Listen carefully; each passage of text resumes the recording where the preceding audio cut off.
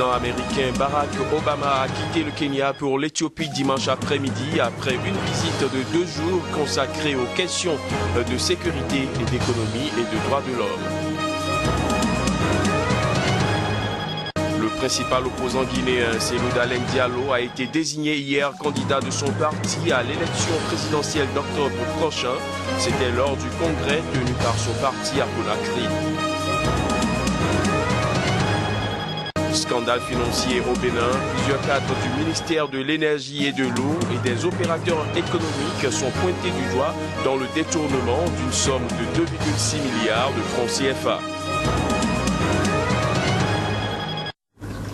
Bonsoir à tous et merci de prendre ce rendez-vous de l'information sur SICA. Le président américain Barack Obama a quitté le Kenya pour l'Éthiopie ce dimanche après-midi, après une visite de 2 jours. Lors de son séjour, le président américain Barack Obama s'est également adressé ce dimanche matin à la nation kenyane et rencontré à Nairobi des représentants de la société civile. Les images. Dernière étape du séjour de Barack Obama au Kenya. Après son message sur les droits des homosexuels, le président américain a tenu un discours devant les acteurs de la société civile. Un discours portant sur plusieurs sujets, notamment la corruption et les droits de la femme. Traiter les femmes comme des citoyens de seconde classe est une mauvaise tradition qui vous tire vers le bas. Il n'y a pas d'excuse pour les violences sexuelles ou domestiques. Il n'y a pas de raison pour que les jeunes filles souffrent de mutilations génitales. Il n'y a pas de place dans une société civilisée pour les mariages jeunes et forcés. Ces traditions peuvent dater de plusieurs siècles, mais elles n'ont pas leur place au XXIe siècle.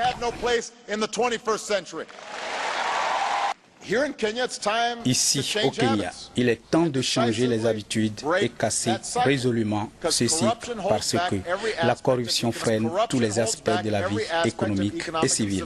C'est un poids qui vous tire vers le bas et vous empêche d'accomplir ce que vous pourriez faire.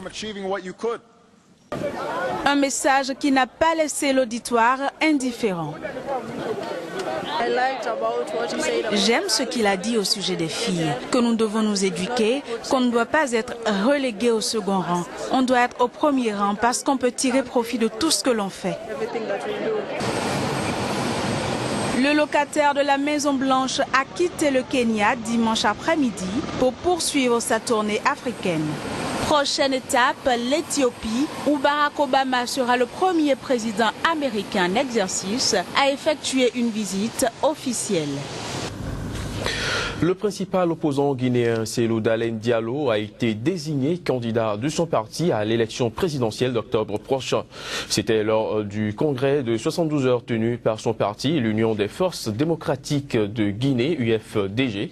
Et les travaux ont été clôturés hier samedi à Conakry. Cellou Dalein Diallo a également été désigné pour diriger une fois encore le parti durant les 5 prochaines années. Voici les détails.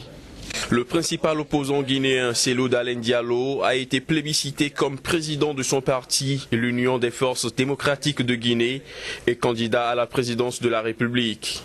C'était lors d'un congrès de 3 jours, clôturé samedi à Conakry. Dans un discours, il a appelé les Guinéens à lui faire confiance pour changer le cours de l'histoire de la Guinée et offrir au peuple un avenir prometteur. Nous voulons sortir les Guinéens de la peur, de l'insécurité et de la misère. Nous voulons diriger le pays pour abréger la souffrance de notre compatriote, pour bâtir une administration forte, un état de droit, pour conserver à tout prix le pouvoir. Alpha Condé a choisi la voie de la division, celle qui lui a réussi en 2010, contre sa politique de segmentation de la société, de manipulation des communautés en dressant les unes contre les autres. Il faut opposer la force du rassemblement. Cellou Dalein Diallo a été déjà candidat malheureux lors de la présidentielle de 2010, remportée par Alpha Condé. La prochaine présidentielle en Guinée est prévue pour le 11 octobre. Mais le dialogue entre le pouvoir et l'opposition est suspendu depuis plusieurs semaines à cause de divergences sur l'organisation du scrutin. L'opposition accuse le pouvoir de préparer des fraudes à la présidentielle et insiste sur son organisation après des élections communales. Le gouvernement qui rejette ces accusations a engagé avec l'opposition un dialogue qui a abouti à l'annulation de la date de mars 2016 pour les communales. Mais le désaccord persiste. L'opposition exige une réforme de la commission électorale, un audit du fichier électoral et des changements dans les délégations spéciales des exécutifs communaux provisoires désignés par le pouvoir. Lancé le 4 juillet dernier par la présidente de la transition Catherine Samba Panza, les opérations d'enregistrement sur les listes électorales pour les prochaines élections en Centrafrique suscitent peu d'engouement. Les autorités ont dû prolonger la clôture de ces inscriptions au lundi 27 juillet. Le constat dans ce reportage de Hubert-Marie Djamani. Avec le retour de la sécurité dans le 3e arrondissement de Bangui, la population du kilomètre 5 se rend régulièrement à l'école Koudoukou pour se faire enregistrer. En raison du faible engouement que suscite cette opération, les autorités de la transition ont reporté d'une semaine la date de clôture de l'enregistrement. Bon, au début, l'effectif était pléthorique. Les gens viennent nombreux. Nous enregistrons par jour 350 à 400 candidats électeurs.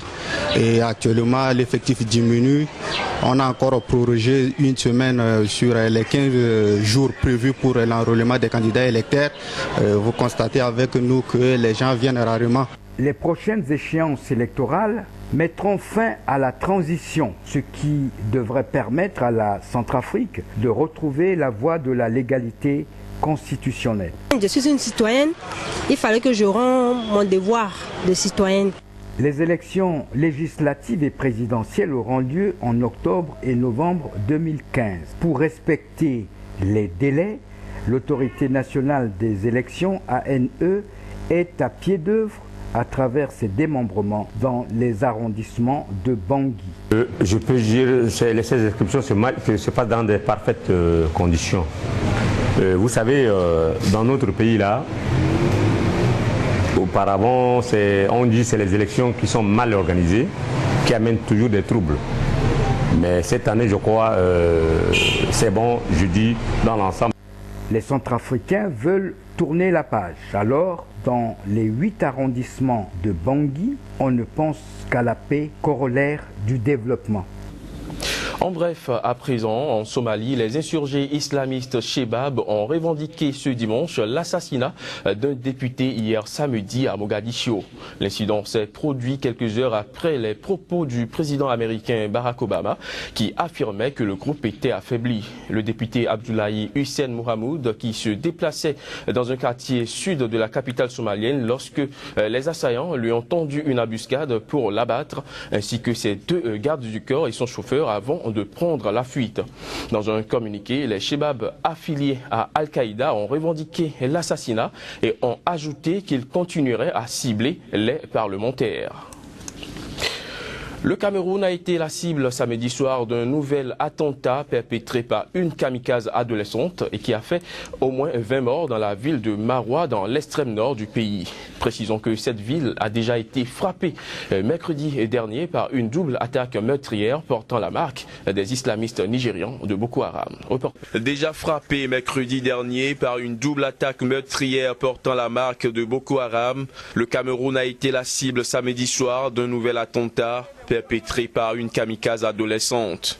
La télévision d'État camerounaise a revu ce dimanche matin le bilan à la hausse, faisant état de 20 morts contre 14 dans un premier temps et de 79 blessés. L'attentat suicide a été commis par une jeune adolescente qui a déclenché sa bombe dans un bar d'un quartier populaire de la ville. Les forces de sécurité ont bouclé la zone de l'attentat suicide et procédé à plusieurs arrestations. Avec cette seconde attaque en moins d'une semaine, c'est la psychose qui s'empare de Maroua, ville commerçante jadis animée et majoritairement musulmane, une localité qui vivait déjà dans la peur et sous étroite surveillance militaire depuis des mois. Maroua est le chef-lieu de la région de l'extrême nord du Cameroun, frontalière des fiefs nigériens du groupe islamiste Boko Haram, qui multiplie des attaques au Nigeria, mais aussi chez ses voisins camerounais, tchadiens et nigériens. Ces pays ont lancé début 2015 de vastes opérations militaires contre les islamistes, leur infligeant de lourdes pertes, sans parvenir à les neutraliser. Depuis, les attentats sont désormais quasi quotidiens. Au Nigeria, on a décompté au moins 14 morts et 47 blessés ce dimanche dans une explosion qui a secoué le marché central de Damaturu, capitale de l'État de Yobe, dans le nord-est du pays. D'après les témoins, l'explosion a été provoquée par une femme connue pour des troubles psychiques. Les attentats suicides menés par des femmes, souvent très jeunes, se sont multipliés ces derniers mois au Nigeria. L'État de Yobe est l'un des 3 États du nord-est du Nigeria les plus durement touchés par Boko Haram. Au Bénin, un rapport d'audit produit par le cabinet international Kroll a livré ses secrets en fin de semaine. Plusieurs cadres du ministère de l'Énergie et de l'Eau et des opérateurs économiques sont pointés du doigt dans le détournement d'une somme de près de 2,6 milliards de francs CFA du programme d'accès à l'eau potable financé par les Pays-Bas. Le rapport révèle aussi le détournement de quelques 5 autres milliards au niveau de plusieurs autres ministères. Barthélémy Cassa, l'ancien ministre des Mines, de l'Énergie et de l'Hydraulique, a également été cité dans le rapport. Certes, il n'a pas reçu de fonds, mais serait au courant des malversations. Voici les réactions de quelques Béninois par rapport à cette affaire.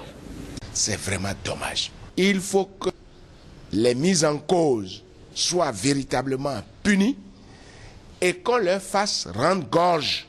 Personne ne peut comprendre qu'un ministre ait été informé d'une malversation de cette ampleur-là et qu'on dise parce qu'il n'a pas été directement impliqué dans le flux financier, alors on se frotte les mains. Il a été informé et il n'a rien dit. Mais il s'est placé là lui-même ministre, il a un responsable. Et donc ça là, c'est une faute grave qui doit se punir sévèrement avec la dernière rigueur. Ça ne s'entend de nulle part, ça. Ça ne se comprend pas. On est dans quel pays?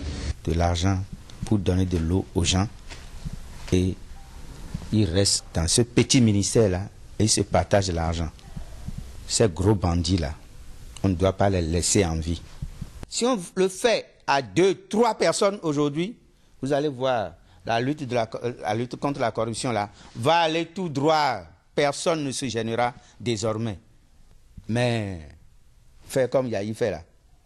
Vous allez voir, hein, quand ça va sortir bientôt, hein, on ne l'a même pas encore arrêté, on ne va pas l'arrêter avant la fin du mandat de Yahi. Ce serait un miracle. Alors, ce miracle-là n'aura pas lieu. Sincèrement. Yahi va faire quoi? Le type va dénoncer des gens. Si ces phénomènes-là rampants ne sont pas enrayés, la chance de développement de notre pays sur le plan socio-économique se trouve désormais compromise. Et l'avenir des Béninois, des enfants, est aussi hypothéqué.